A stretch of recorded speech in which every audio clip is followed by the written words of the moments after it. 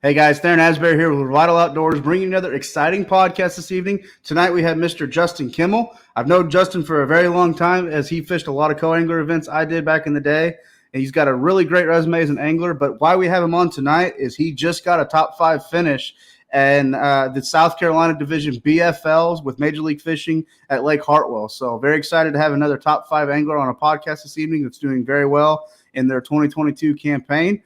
Before we get started, if you haven't already, make sure you subscribe to our YouTube channel. That way you get notified when all of our content is dropping.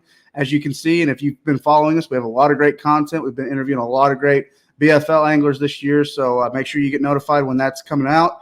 Also, follow us on social media. That's going to be Facebook and Instagram. And if you've never heard of Revital Outdoors, we are a premium CBD company for all outdoor enthusiasts. Our products are broad spectrum, THC-free, made right here in America. Great for all the anglers and hunting enthusiasts out there dealing with all the different ailments in the field or on the water. So check out our product. And also, we are accepting pro staff. So if you are interested in a pro staff position, make sure you fill out that form on our website. But before we get too far along, just want to give you a background on Justin. He was the 2022 BFL All-American Co-Angler Champion. The All-American is probably the most prestigious bass fishing tournament in all of Major League Fishing, so really cool to see that. He's amassed a little over $150,000 in career earnings. The dude is just an absolute hammer, so very excited to go ahead and bring him in. Mr. Justin Kimmell with Bass University. How you doing this evening, bud? Oh, good, man. Thanks so much for reaching out and having me on.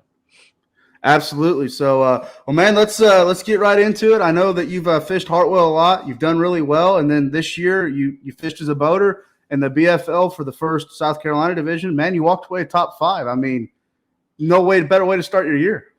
Man, you're not kidding. I walked away from this tournament with a bolt, just a big jolt, of confidence. I kind of use it as a tune-up. I don't plan on fishing the South Carolina division. Bulldog division's kind of more home for me. Savannah River, anything at Hartwell that I can get in. It's my favorite lake in the country. It's been really good to me, obviously. But yeah, I just, come away with a lot of confidence. I entered the event to go through the pay, getting a little more fishing shape, exercise my brain for 8 hours worth of decisions on the water, which at the beginning of the season, if you haven't been doing it, it takes a while to kind of get into the motions there. And I got to start in the MPFL tour this year. Got the All-American on my schedule this year. So I got a big year coming up, and I just wanted to, get some extra reps wherever I could, if you will, and no better place to do that than, you probably can't tell by the standings because we endured a pretty tough conditions day. But Lake Hartwell's fishing phenomenally. I'm telling you, like it's going to bust loose on paper here pretty soon. But the largemouth are back. They're playing. It's not going to be dominated by spotted bass like the Classic won't be. The last couple of years that water's been high and those largemouth kind of run away from us bass boat guys. The kayakers will come and they'll just thrash them. But yeah, the spotted bass have definitely dominated for a couple of years, and man, these largemouth are showing back up, and I'm excited to get back out there whenever I can. Absolutely. Well, good for you. So, walk us through your tournament a little bit. I know that you said it was off to a slow start that morning, and you kind of found what you found in the last part of the day. So just maybe walk us through a little bit during your tournament day and what you like about Lake Hartwell so much, and how's it fishing this year? Yeah, it's been fishing the last couple months. It's been taking a lot of weight, up to 20 pounds and stuff, 22 pounds. You're seeing a lot of 6-7 pound largemouth get weighed in that we really haven't seen for a little while. And that just has to do with the dynamics of the water fluctuation and where the levels have been at the last couple of years, and lack of dog fennel, which you probably fished it back in the dog fennel days, maybe. But man, I'm gonna just tell you, man. Practice. I went out Thursday. It was stupid. It was call your shots. I got on a cranking bite, 2 different cranking bites. I was cranking out on the main river. I'm like, man, I can get 14 to 15 pounds of a mixed bag, mostly spots, cranking. Main river points, and I was up in the river arms, checking both river arms in practice. I fished one side, South Carolina one, in the morning, and fished the Georgia side in the afternoon, I got out and pulled my boat out to the other side.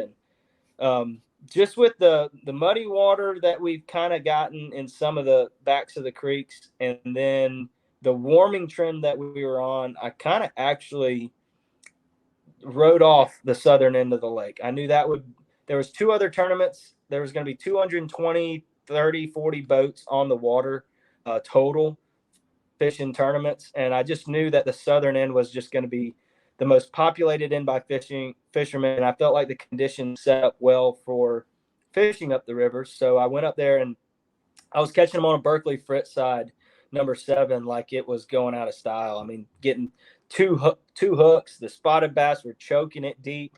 And then, later in the morning, I started creeping up into the muddy water and started throwing a Berkeley square bull, a red one, around in that muddy water. And I got on some stretches that have historically, put out some big largemouth, but it's been a couple of years. And man, it was like they were just back and they were bigger. I think I had probably about 19 pounds, but this is practice, right? So I'm catching them and leaving them. I felt, I couldn't sleep the night before the tournament. I was so excited to get out there. And, in the dirty water is where I kind of was like, man, this is where the best quality is. This is where I want to spend the most time. And then I kind of have the main river stuff as a backup. And as you know, in bass fishing, things can change fast, even though we were getting really warm, sunny days to warm that water up. When I was catching them, the water temperature is about 48. And I caught, I don't know, I think I caught a 4-pounder and a 5-pounder on that square bull. And that's what I wanted. That went straight to it. And I could tell on my front looker, on my graphs, everything, they pulled off in the mornings.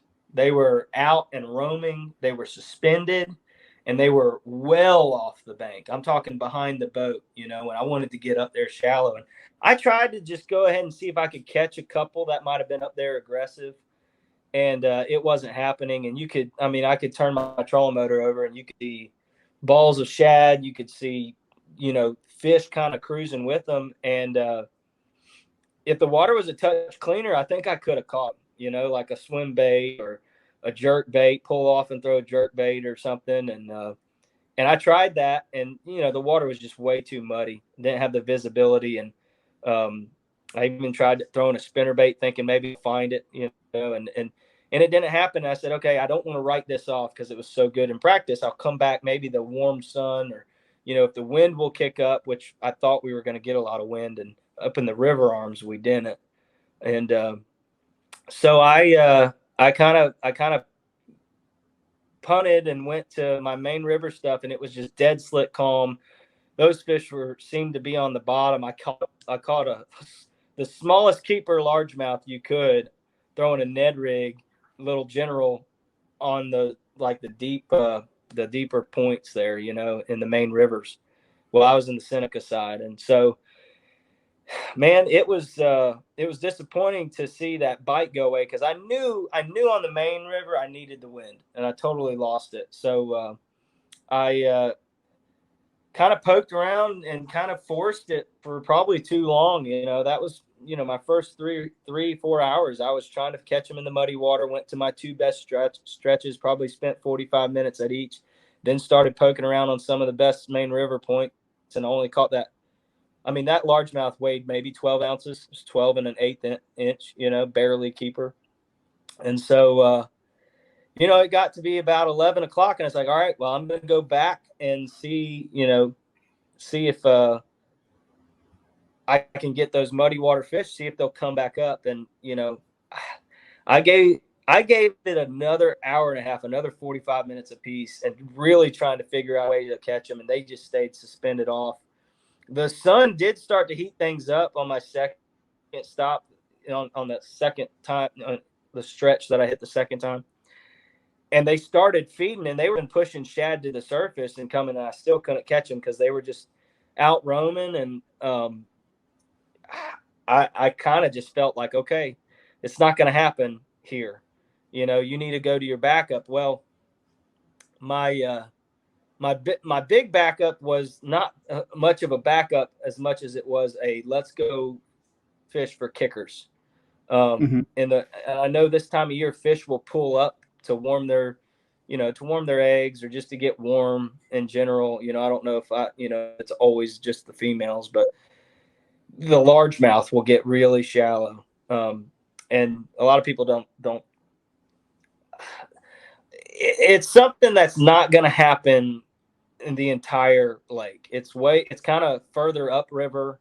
It's cleaner water that you got to look for stuff that doesn't have a lot of flow.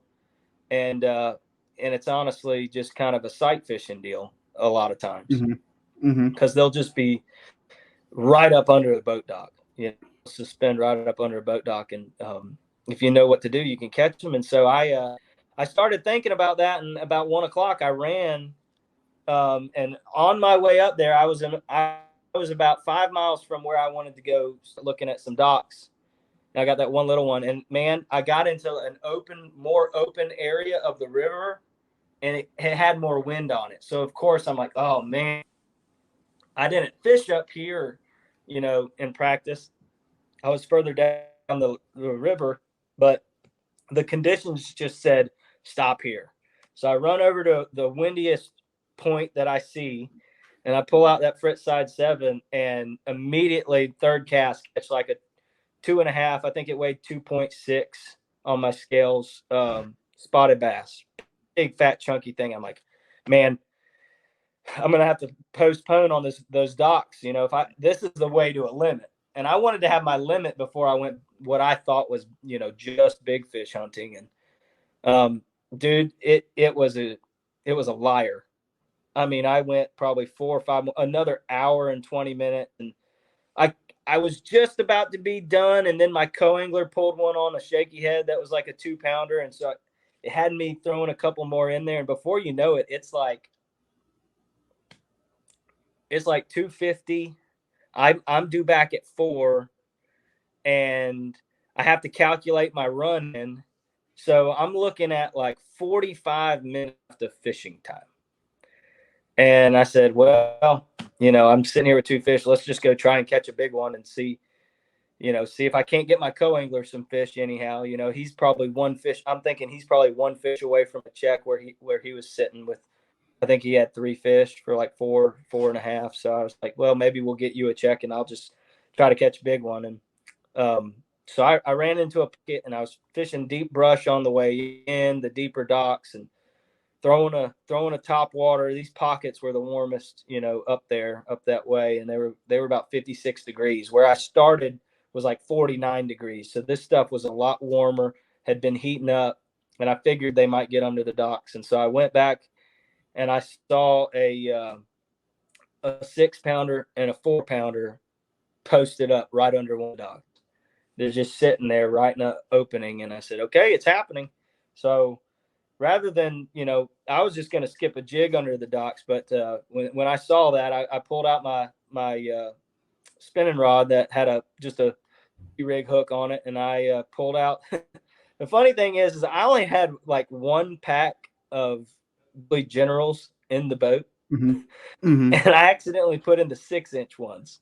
I grabbed them from like a Florida trip, and normally I throw a 5-inch, but I was like, well, I have the 6-inch, so we'll just roll with this. And I put the hook through it and made a couple practice casts, and man, I put one right on its nose, that big one. And she just started going down, and I can remember, it's all slow motion. I can still see her tail, and that other fish is sitting there. I made the cardinal sin. I came in a little too hot, and my shadow went right over the opening, and it spooked. I saw that other fish spook hard, and I never got a bite. And I, kicking myself. I've done this pattern before, and I know that the thing you're dealing with is you can't hit the boat docks. You got to be super quiet. These are the spookiest fish, but they'll bite. And so I blew that opportunity, I felt like. And I was looking at the time. I was like, man, we got to go hit another one if they're doing this. And I fished another pocket, had like 7 or 8 docks, and I was moving fast, trolling motor on 10, clear water. So I'm only skipping it once, maybe twice per dock. And I get to the back of the pocket, which is probably where I should have been already. And I get to the second to last dock, and line moves off, catch one about 2 pounds, 2-pound largemouth. So I'm, not a great bag, and I'm kind of like, oh, yippee, I had maybe 20 minutes left, 15 minutes left, and I was like, let's go around the corner there. I've caught him back there before, and so I went around the corner and went into the back of the pocket, and this time I'm like, let's just go to the backs. Let's skip all these docks, and I went to the back and fished the last 3 docks, and get to the second to last dock, got heavy, set the hook, started ripping out drag, big old head shake, and I got that thing in the net, and it was 5 pounds 8 ounces on the MLF scales, and that was when the light bulb went off, because okay, you just blew an opportunity on a giant. Now you just caught a giant. They were both one of the back 2 docks in the back pocket, and I'm looking. I'm like, I've got 8 minutes left to fish before I got to zoom down the lake, and and I'm like, well, let's just try, And all of a sudden, it's like, I hate that you kind of are going through the motions, making decisions, trying to make something out of nothing, and then when it clicks, it's like, oh man, you go into full bore, and so I wanted to hit another pocket about a mile back the other way, not towards the ramp, but I had caught like a 7-pounder there, like 3 or 4, 5 years ago or something, on this same pattern, early season, sunny days, bringing them with the floats. And so, man, I buzzed up there real fast, took it off pad, and I'm like, hey man, let me know when it's 3:40 or 3:38 or whatever it was that I had to leave, and I had just caught that fish 5 minutes prior, 4 minutes prior, and sure enough, I'm like, man, what is that? I think I see one on the back float there, this big black shadow. Skipped that general right past it, and she kind of disappeared. And then when I clicked my bail over and reeled up, she had it, and that way, by the time I got it and looked at the time, it was like 2 minutes from when we needed to go. And I skipped a couple more, made 2 more skips on the next 2 docks, and burned it, made it back with 30 seconds left. And, that was my day. Not a great day of fishing whatsoever. It took me a long time to stop chasing a really good practice and then just go practice the day itself. And honestly, what I've always said has helped me as a co-angler is just fishing the moment, and I never practiced back then. I just, whatever conditions I had, that's what I fished. And so that's been the biggest challenge these last couple of years, transitioning over to the front of the boat, is deciding who I'm going to be. Am I going to continue to chase these practices around, or just let that tell me what the fish have been doing and figure out, if they're going to still do it, or just fish it seems like, Theron, every time I fish those conditions, that moment, and not chase the baits I was catching them, I do so much better. So yeah, it looks great on paper, but man, it was not a good show for a while. I've never done that, catching 2 5-pounders in the last 8 minutes of fishing. But it was, let me tell you something, it was an adrenaline rush. It was definitely an adrenaline rush.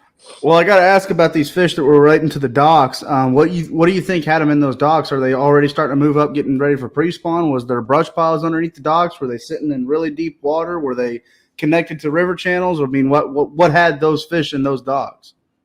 Yeah, so those fish, they swam there. They weren't on those docks the morning of. They're out there on those main points, on those deeper brush. I firmly believe those fish were hard, almost uncatchable until the sun put them there. And what they're doing is they swim up there, but you have to have a bright day, and it needs to get warm. Like, those floats need to get heated up. And that day it got up to like 68 degrees, which is unseasonably warm for early February. I do not think those fish are going to spawn on this full moon. No way. They won't spawn until probably middle, late March, in my opinion. But I knew that if you get a long warming trend, sometimes your afternoon you can do that. It's not an all-day pattern. You have to know that that light switch is going to go on and they're going to pull up there. And I've seen that before. And, you know, it's sight fishing. You know, I saw at least what I thought was a fish. You know, I kind of know what to look for. You'll be seeing this black float underneath the water, just seeing that water. And a lot of times you'll just see a bump. You know, it's not always easy where they're just going to be in between them. And there, man, that light shining through and there they are. Sometimes you just see the blackness you're looking at goes kind of bumps down because they like to put their backs up under those floats. And another really good tip is they're going to be in the sunny side. And honestly, that helps you see them. So if you know what you're looking for, you're not going to see a big old bass in all its glory, but you're going to see, you know, something irregular sticking out underneath that dock. So you got to know what you're looking for. And once you see it, you'll understand it. And then you just got to make sure you don't slam the float with your wacky rig. That's why I think a wacky rig is always the best. Or Nico, you can use a little weight. I've done that a lot. I think the first fish I caught, I definitely had the weight in there. I wanted the weight in there, and then I slung it out somewhere along the way, and I never even took the time because everything just started, you know, spinning so fast. But Right, yeah, right. it's not like they're going to be spawning anytime soon. No, they're not even pulling up to feed. They just want to get warm. Okay. So, well, real quick before we let you go, I know you have a lot of people that support you, and I know you're fishing the MPFL this year. You got a lot of great tournaments you're fishing. I know you work really closely with the Bass University. So, anybody that you'd like to thank that supports you before we let you go this evening? Yeah, man. Of course, title sponsors my wife's company. She's a designer, Kimmell Design, just a fast growing up and coming designer here in Athens, Georgia. She's definitely making it all possible for me to continue chasing my dreams, as well as the Bass U guys, man. I get such amazing support from all those guys, Pete Glusek, Jeff Olson, the Iconellis, Brian Stockel, Rich Ledbetter, Jocelyn. They're all family over there. And, you know, we have our Bass U live show on Tuesday nights at 7, and we always have a good time trying to bring the best education to the sport. Man, Berkeley and Abu, I'm partnered up with them for the last couple years, and I've taken the deep dive with them for all my tackle stuff. I believe in it. They're making baits for all of us tournament fishermen. They're giving us a bait in every category that we can go confidently catch fish with. And then Sonar Pros, they're a electronic sponsor of mine. Trent is like the best rigger in the country. He is my electronic swami, and he is a swami to many pros out there. Like, you think, just when you think one guy's a genius, well, there's a reason behind it. They got Trent to rig out their stuff, and he's the best at what he did. The wiring harness, just understands all that at an elite level, and I'm happy to have him on my team, man. And we're just looking forward to kicking off another tournament here. I go to Lake Cumberland in Kentucky Saturday, and I'll be there for a week fishing the MPFL. And then I think the next thing on my schedule is I'll miss the BFL at Lanier for that tournament and the Bulldog, but I will try to defend defend the title for the Lake Oconee Derby that I won last year. So I'll be back there with those boys. Love competing against my Middle Georgia guys. Those guys, shout out to all of them. I think that's one of the stiffest group of competitions that you can find here in the country, right along with those Alabama, Arkansas, and Florida boys, you know. So Absolutely. So, well, Justin, it's been an honor having you on with the Revital Outdoors. We wish you all the best this year, and hopefully we're talking to you again soon, because that means your 2022 campaign is doing very, very well for you. Hey, I hope so, man. If that's what it means, let's talk to you real soon. For sure. So, well, from all of us at Revital Outdoors, I'm Theron Asbury. We've been talking to Mr. Justin Kimmell. Again, he got a top 5 finish at the South Carolina Division Tournament BFL on Lake Hartwell this year. So, good job to you, Justin. We'll talk to everyone very, very soon. If you haven't already, be sure you subscribe to our YouTube channel. From all of us at Revital Outdoors, thank you for tuning into this podcast. God bless. Be safe out there, and we'll talk to everyone very, very soon.